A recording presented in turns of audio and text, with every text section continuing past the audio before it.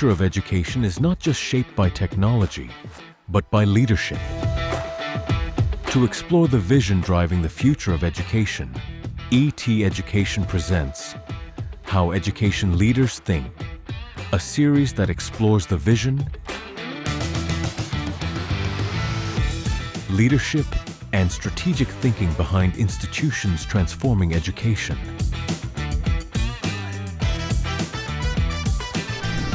In this episode, we spotlight Atlas Skilltech University, which is redefining higher education by connecting learning with industry and innovation.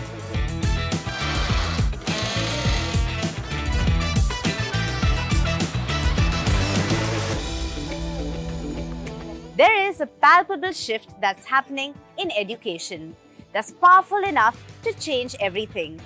The idea that a degree alone can define the future is slowly dissolving, and in its place, a new question is emerging. Can education keep up with the world that it's meant to prepare us for?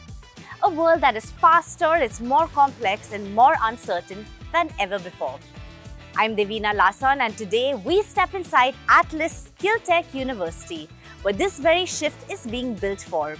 On this fascinating episode of How Education Leaders Think, we explore the vision, the model, and the mindset that goes behind building a future-ready university. Joining us are the visionary leaders, Dr. Indu Shahani, founding president and chancellor, Siddharth Shahani, co-founder and executive president, as well as the students and flag bearers of Atlas Skilltech University. Take a look.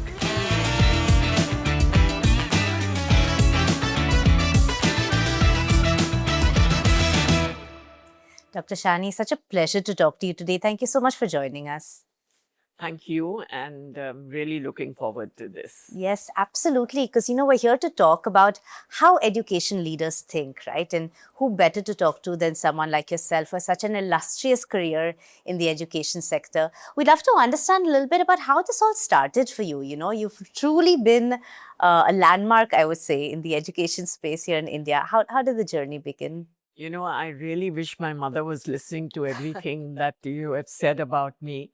But first of all, talking about being an education leader, I still think myself to be a student. Wow. And it's only then that you really understand your students around you. But let me tell you a little true story. Please. And this is when I had finished my Bachelor of Commerce from HR College, which had been founded and started by my father, Principal H.C. Malkani. We did not have a master's program, so I went to Sydenham, became a fellow of the Sydenham College, and I was very excited when the principal of the Sydenham College said that they would like to offer me a job. I was doing my 2 years master's. They would like to offer me a job of a faculty member and teaching job. And I thought this would be the best thing that my family would forward to. But at the same time, Hindustan Levers had just started a promotion that masters and MBA and the MCOM students could apply for a job with Unilever or Hindustan Levers as it was known then. And I was very excited and went through a very hectic interview system. And it was almost an 8-year interview system. Wow. Went through with it. And it was the last one where I had to just go and say, thank you for accepting me. And I'm leaving home and I'm getting into the elevator. And you know how wonderful mothers are. Yes. And she said, wish you all the best. And she quietly whispered in my ear, the satisfaction you will get, the joy you will get from the students will go far beyond the joy you will get in selling soap, shampoo, and detergent. Wow. And I went down the elevator and I said, looks quite right, what she said. And I didn't go for my final interview. Wow. And that's how I became a faculty member. And my teaching profession started while I was still doing my master's. Wow. I have Thank no regrets, and it has been the most wonderful journey of my life. Incredible. Thank you for sharing that. Yeah, truly puts in full clarity your passion and absolute purpose of being here in this space. And through all your years, of course, you've gone from institution to the other, and here we are at Atlas now. What would you say has been a guiding philosophy for you throughout your time in the education space? I think I learned very early what the philosophy should be because, as a faculty member or as a teacher, you feel that you've got all the authority to do what you like and control the class and things like that. And of course, when I began with it, I'm going to tell you another story. Please do. I was very, very young, not yet completed my master's, and I was asked to teach a class. Wow. And this is in Sydenham. And everyone at home told me, be very strict, set the tone on the very first day, let them know who calls the shots. And I said, yes. And my mother said, wear a sari so that, you look older. And I said, okay. So I wore a sari and I went into the class. And they used to have class, which was an ascending class Yes. in Sydenham, that huge, beautiful building that Sydenham College has. And everything was going well. I had prepared well. My teaching was going well. But in between the class, I heard some noise in the last bench. And then I said, this is the time I should show them who calls the shots. And I shouted and I said, last bench out. Do you know what happened? What happened? 4 of them stood up and took the bench out. And that was a lesson for me that I don't think I had studied, and I was teaching leadership, and I realized that you cannot be an authoritative, autocratic leader if you want to be a teacher. More than going beyond a democratic teacher also, or a leader, I think you have to first inspire them. Yes. So you need to be visionary for that. And secondly, I think empathy. Wonderful. So you should be able to understand the students. And I think I've always remembered that. And that's been my style. The philosophy you talked about, what has been that hasn't changed, is student first. I think the first thing that we have to do is listen to our students. Most of the youth, or I would say all the youth in the country, is highly intelligent. It's just about getting the right opportunities. So really, it's about co-creating the academic journey with the student. So for us, that's a differentiator, right? What kind of major do I want to do? What kind of minor do I want to do? What kind of startup do I want to create? What kind of speaker do I want to bring into the university? So really enabling students to become leaders through their academic journey is how we kind of that's our philosophy of building out this institution and enabling students. Wonderful. So were there any really pivotal moments? I mean, this one, I'm sure with the bench being taken out of your classroom might have been one, but any truly pivotal moments in your career that shifted how you perceive what it takes to be a leader? I think I was very, very fortunate that I had very good mentors. Yes. And these mentors was not something I sought out, but they happened to, be around. And they happened to be probably sent for me. And I'm going to tell you a second thing which really changed I was vice principal, then I became principal, and I've been through these 2-3 institutions. And in HR college, I was a principal for 16 years, vice principal for 10 years, so 26 years journey. And one day, early in HR college, I was going for a paper presentation to Pune. In those days, there were trains and Deccan Queen, of course. So I'm sitting there and I'm like struggling with my papers. and saying, what should I look at? What should I do? How should I present it? And there was a very senior gentleman sitting next to me. And he said, are you going somewhere, present your paper? So I said, yes, I'm going for a conference and I'm presenting the paper. And he said, fine. I think, remember that he looked at the topic and then he gave me a few ideas of the topic. And it was when I go there to the university where the paper presentation is happening, I see this gentleman sitting Wow. next to me as the chief guest. Incredible. And he was Dr. Amrik Singh. He had been the secretary of UGC. And he said to me that you are a young principal. I want to see your room. And I said, sure. Okay. Come across. And on the way back from Pune, he said to me, I want to come and see your college and I want to see your room. Now, HR College was half a building and 6 floors, and we had rooms which were, I thought, what was it that he was coming to see? He came into my room and he said, I want to see your chair. Now, I got really, really intrigued by this question. And I stood up and I said, sir, yes. Sir, would you like to sit? And he said, no, I'm having a look at the chair. And then he says, looks comfortable. I said, yes, sir, the chair is very comfortable. He says, if you want to be a good principal of a college, don't sit more than 30% of your day in that chair. Oh, wow.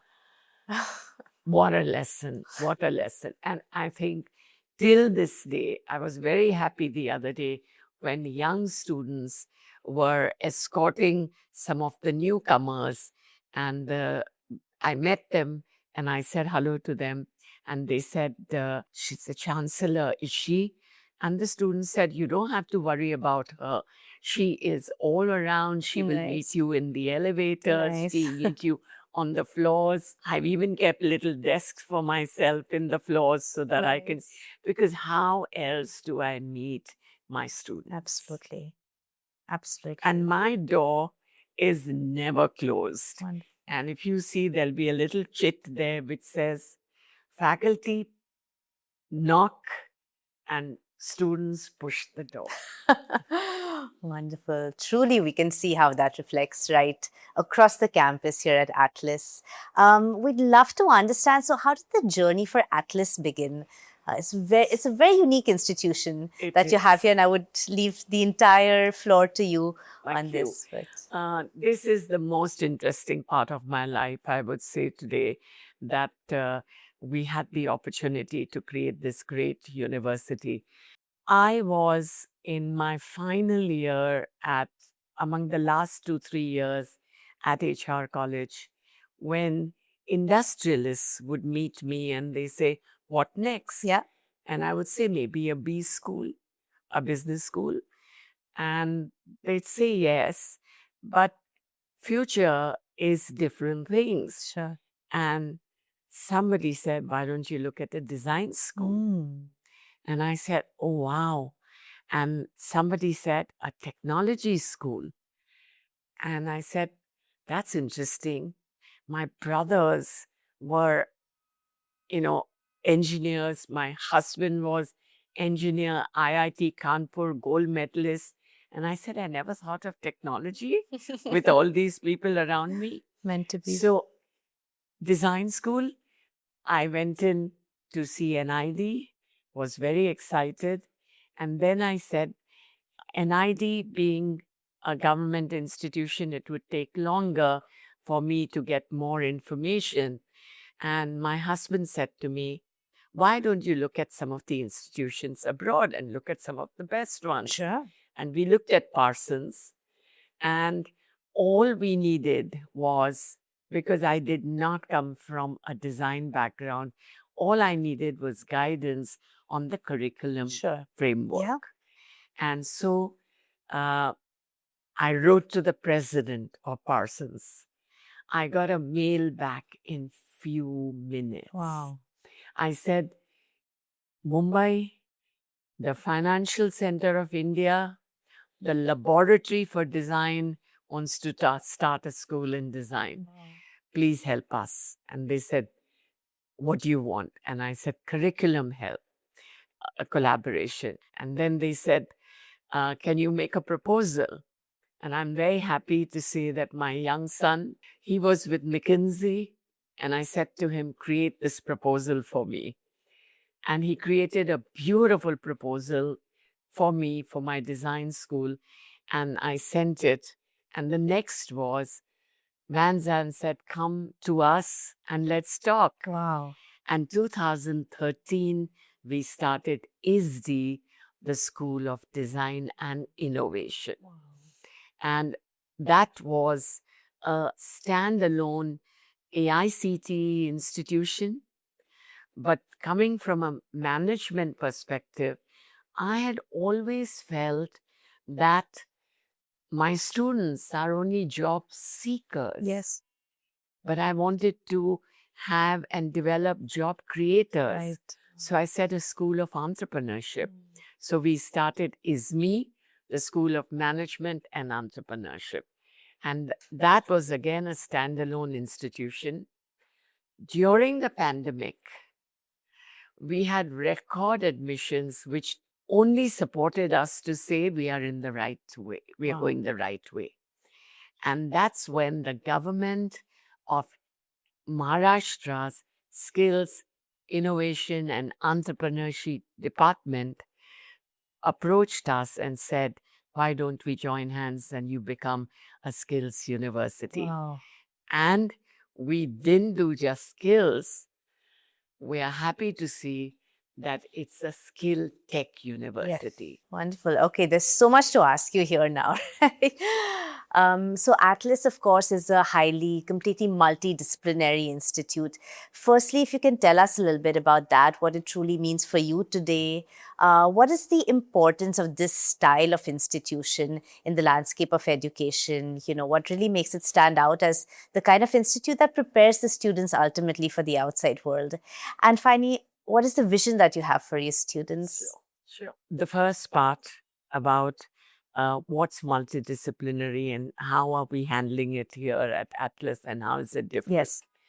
So multidisciplinary because I was in a commerce college, right? And in a commerce college, all I could do was teach the students just the subjects that was given to us. Sure. Yeah. 19th century curriculum being taught by 20th century faculty to my wonderful 21st century students. How do we break that?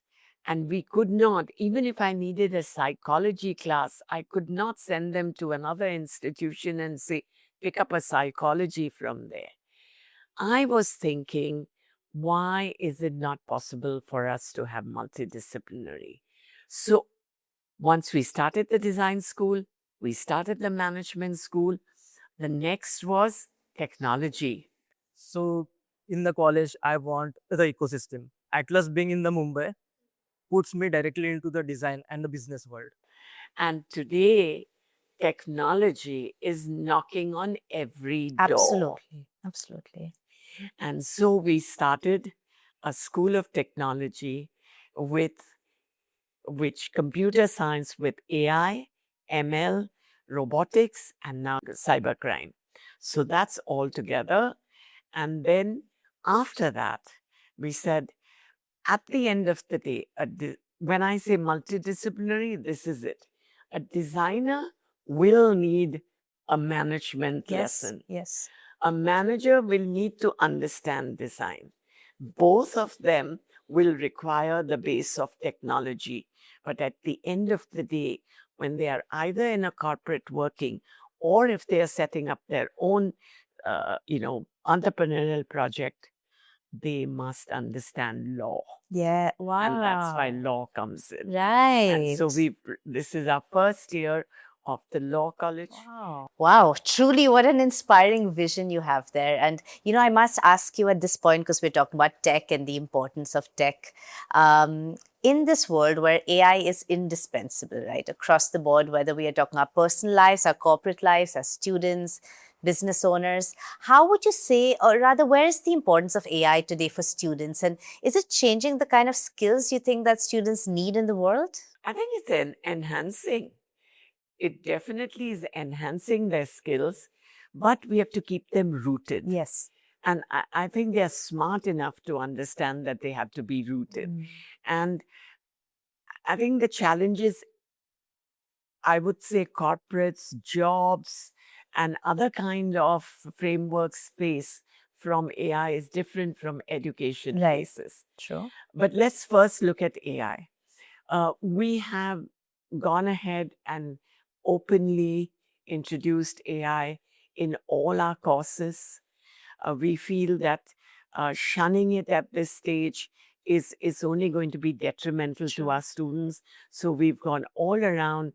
Our Bachelor of Business Administration has business analytics all through. While you study psychology, you still study business analytics. While you study economics, you still study business and data analytics, business analytics, and emerging technologies. So they go across all our programs, all of them. With advancement of technology and how AI is just seeping through every segment of your life, it has made me realize that it is very important for us students to build solutions that are meaningful.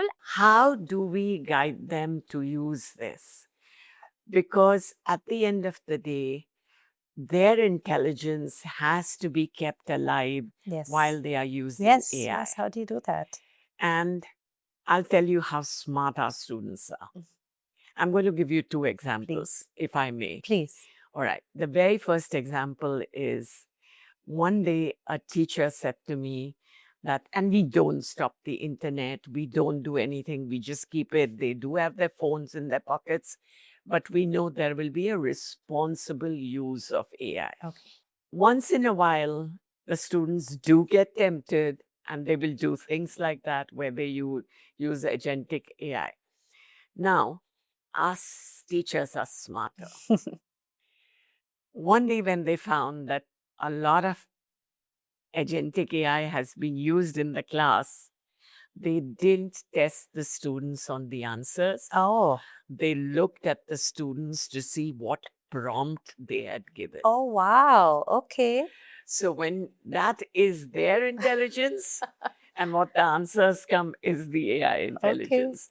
But how smartly the teachers also are understanding that AI is going to be around, but we need to see that there is a responsible use. Yes. The amazing other example that I was saying is this is one. The other example is that recently I was asked to come and speak at Geo on from the blackboard to the chatbot. Okay. Here is a photograph. You with the blackboard. Which is a photograph of my being in a classroom. This is the blackboard. Now, I had this photograph, so I made a slide out of it. 10 minutes, and I had to reach across to Geo to speak on it becoming a chatbot. How do I create it into a chatbot? I'm going down the elevator, and I have this young student who, is dreaming. And I said, young man, aren't you in class? He said, just finished. And he said, anyway, my teacher is in my pocket because your Google Classrooms are with you, so they have the databases. And I said, look, young man, what's the difference between a blackboard and a chatbot? He said, simple, blackboard that speaks. Oh, okay. And I said, can you do something to it? And he said, yes, sure, I can. And then the next I see is, he says, when you go reach, just look at your phone again. Okay. And then he had Where did he pick up my voice from? Where did he pick up the words from? And he had some profound words about Atlas and talking about at Atlas, we believe in technology, Wow. but we also believe in emotional intelligence. Wow. And this is all, it spoke, just that same picture spoke. It Wow. became a chatbot. Incredible. This just goes to show that our students are smarter than us today. And we have to keep pace with them, but allow them to grow. Wonderful. How do you do exactly that? Instill this balance of the ethics that you speak of, and of course, this innovation mindset, like the example of your student in the elevator, and ultimately make sure that this amalgamation is what's building the leaders of tomorrow, because that's truly what you're doing here in Atlas. So I think a lot of this credit goes to my faculty, Wonderful. because the faculty are very, very, very independent in their thinking. You'll be happy to know that our curriculum is revised very often, not only by faculty, but 30% sometimes is even revised by the students. Wow. Over a period of time. That's why structured learning is very important. Unstructured learning is actually what takes the win, because you actually are able to meet people from so many diverse backgrounds, diverse educational qualifications, and even diverse age groups for that matter. And that kind of leads you to kind of breaking your own bubble that you've been living in for a very long period of time, and allows you to interact with people the same way you would in the real world. Wow. And I think today our students are also smart, but our faculty are bringing in hands-on teaching in the classroom. We have another thing which we've done probably, which has worked, is getting the industry connect. Yes. I feel like they have a lot of opportunities if the students are really confused. They can just kind of start exploring more than just kind of thinking more inside their confusion or talking to themselves. They can just step out and start exploring, and there are n number of opportunities. It's become like a whole big pool right now. The industry connect has helped us a lot. I don't think today that teaching should be done all the time in the classrooms. Nice. Absolutely. Teaching should be, and considering we are in the city of Mumbai, surrounded by corporates, we're doing our faculty development programs. Julius Baer recently did our faculty development programs in their premises. Our students go to different premises. Colgate recently did an entire session for our students in their premises. Amazing. So I think industry, academia connect, and the freedom given to the faculty to bring in interdisciplinary, hands-on learning and teaching will continue to see that emotional intelligence will always be, if not superior, equal.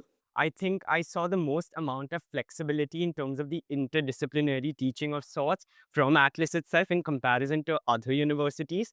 The thing that kind of sets it over is that I'm allowed to handle and balance both academics, extracurriculars so smoothly. And Atlas really pushes you to try things that, not necessarily may fit within your degree, but at the same time, they are supporting and promoting that culture where you can do what you want and they have your back. And with this, of course, the latest generation of students, let's say in higher education, we're talking the Gen Zs, right? More or less. In your years of experience, can you tell us about some of the qualities you notice about students today? Let's say, what are some of their strengths, maybe some of their weaknesses, and what are they really seeking? Because this is as well a very unique generation, isn't it? So shall we start with just 2 or 3 weaknesses? Okay, sure. They get up late. They sometimes come to college late, and they are hungry and they want to eat outside. So this is it. But I think it's normal for any generation. Of course. But I think their strengths, they are, I would definitely say, smarter than generations before them, because they've been exposed to much more True. than we had been. And in our time, we only watched the television. Today, the amount of media and the amount of knowledge that comes through different things is so useful for them. If you excite them, if you touch their interest points, if you are able to catch their attention, if you're able to find something which they find very creative, then they are the best. Yes, right. Our first year tech students at Atlas UGTX students have been the only team from India to go 2 consecutive years. We're only 3 years old in the tech school. Yes. 2 consecutive years, they have gone to NASA. Wow. And they've taken a rover, and they call the rover Mushak. Okay. Okay? and they've taken this and won 2 prizes at NASA and come back. And this is, you look at our design schools, look at the fashion departments, how many of them have already got into business completely and doing so well for themselves. And of course, my management students who, when I go to a bank or something for a talk, I'm seeing all my students sitting there, and I said, "When did you get here?" "Ma'am, I'm working here. I'm doing this." It's amazing. Yeah. And of course, talking especially about this younger generation, do not misunderstand them. I had, again, my talk is always in the elevator. It's the elevator pitches I get back from my students. I'm in the elevator, young students, puffy hair, fluffy hair, dressed okay, casually. And I said to him, "Are you finding the classes interesting?" He says, "Yes." "And what are you going to be doing? Have you looked for an internship? Are you applying for something?" "But ma'am, I've already set up my company." Wow. First year, Wow. already set up my company. And I said, "Okay, will you give me employment?" It's fun. Incredible. I tell you, I love being with my students. Yes. It's fun. Yes, we can see that. Truly wonderful. So, if you had to, leave a message for our viewers about what you think the leadership of tomorrow looks like, what will it take for your students or students in general today to really get there? What would that be? I would say 2 words: empathetic and visionary. So leadership has to be empathetic. Different students have different demands. And I always say that students grow at different stages in life. Yes. And academic maturity also comes to different students at different times. And you'll be surprised if anyone told you that I wasn't good in math, almost failing, and today where I am. So I think my mother didn't give up on me. So I think, please, and I would say this to the parents especially, don't give up on your children. They are wonderful. And we are very glad to have this lovely young generation at Atlas. Amazing. And if it's the ending, No, may I some more. say Please do. a shairi? Please if do. that's okay. Please do. चांदनी निखरती है सूरज डूब जाने के बाद। चांदनी निखरती है सूरज डूब जाने के बाद। मेहंदी रंग लाती है सूख जाने के बाद। लेकिन जिंदगी बन जाती है एटलस में आने के बाद। Wow. Beautiful. Thank you. Dr. Shani, it's been such a pleasure to sit here and talk to you today and hear everything from your story of how you got so deeply and so passionately into education as such a young person, and of course, how you're shaping the minds today of the future. It's really inspiring to talk to you. Thank you so much for sharing all your insights. Thank you so much, Devina. Thank you very much. Thank you. In a world that is constantly evolving, education cannot afford to stand still. And at Atlas Skill Tech University, that shift is visible in how disciplines come together and how learning connects to the real world. Because today is not just about preparing students for what exists, but what is yet to come. Thank you for joining us on this truly inspiring episode of How Education Leaders Think. And do stay tuned to ET Education for many more in-depth conversations with the leaders who are shaping the future of learning.